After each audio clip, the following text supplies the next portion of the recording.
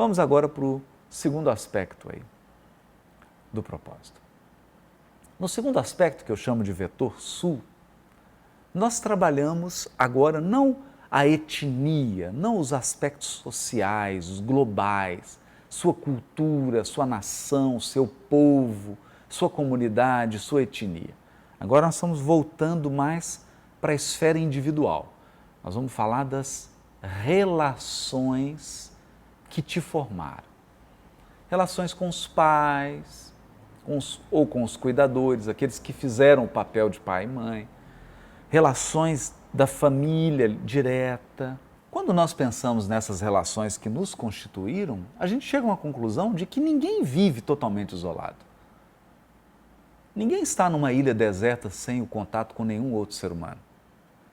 Se você tivesse nascido como um bebê e fosse levado sozinho para uma ilha deserta, você não teria sobrevivido, talvez, nem meia hora. Então, essas relações, além delas nos constituírem, elas são muito importantes na realização do nosso propósito.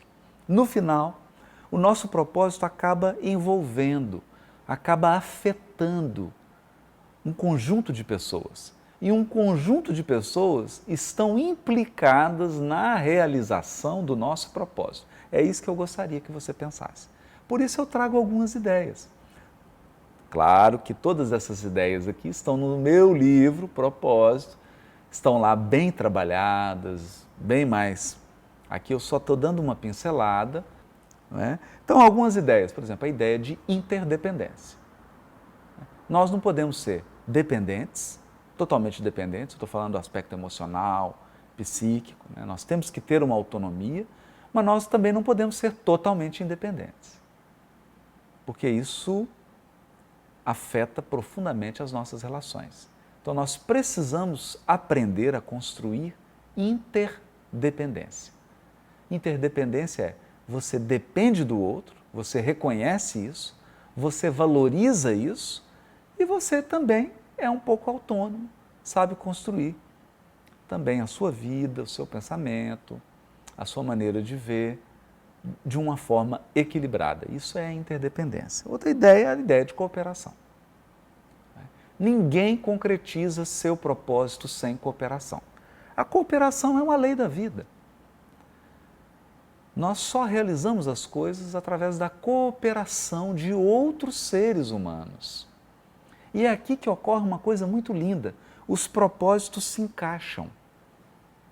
O seu propósito se encaixa com um de outras pessoas e isso forma um conjunto que vai realizar uma obra, que às vezes vai criar uma instituição, que às vezes vai criar uma empresa, que vai concretizar algo no mundo material. Não é apenas o seu propósito. Não é você sozinho com o seu propósito que vai fazer, entende isso? É preciso que outros propósitos se encaixem no seu, como num Lego, em que várias pecinhas se reúnem e formam um todo que é muito maior que a soma das partes. Por que é maior que a soma das partes? Porque além das partes, existem as relações entre as partes. E isso dá uma complexidade, formando essa beleza da cooperação. Então nós temos que ter em vista isso. Se você quer concretizar o seu propósito, você precisa identificar aquelas pessoas que vão somar.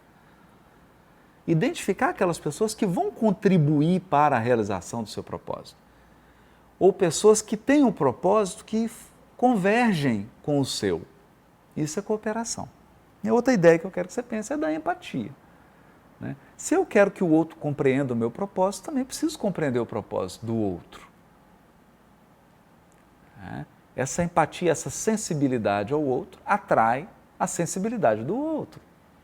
Isso é fundamental. E a ideia da reciprocidade. A ideia da reciprocidade ela é muito valiosa. Porque reciprocidade significa eu não posso ficar numa posição em que eu só recebo. Isso não é equilíbrio. Mas também eu não posso ficar numa posição em que eu só dou. Se eu estou numa posição em que eu só dou, só eu contribuo, só eu dou, só eu gero conteúdo, só eu ajudo, só eu faço, eu crio situações de parasitismo.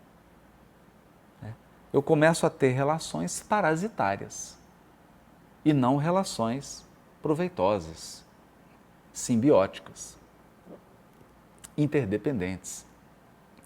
Por outro lado, se eu só recebo, eu sou um predador. Então é preciso que a gente desenvolva essa ideia de reciprocidade. Seja recíproco. Você recebeu, dê também, retribua, retribua, retribua, nem que seja em gratidão. Não estou dizendo que você tem que retribuir a mesma coisa que você recebeu, não é isso. Ou que retribuição seja dinheiro apenas. Não. Não. Mas é preciso retribuir. Se nós recebemos, é preciso retribuir. Se eu tenho um rio que me traz água e que mata a minha sede, eu preciso cuidar desse rio. Eu preciso ter amor por ele. Eu preciso ter respeito por esse rio. Eu não posso só usufruir, só receber. Uma reciprocidade é muito importante e ela está na base aí da relação do propósito, da realização do propósito. Ninguém concretiza seu propósito se não tiver relações interpessoais muito sólidas e muito profundas. E em algumas pessoas, a ênfase do propósito dele está exatamente nas inter-relações. Nós podemos pensar, vou pensar num caso extremo aqui, um diplomata, alguém do comércio exterior, uma mãe de família. O núcleo ali do propósito dela está nas relações interpessoais, que ela construiu, que ela alimenta, que ela sustenta. Essa rede de cooperação, de empatia, de interdependência, de reciprocidade, que essa pessoa foi capaz de construir.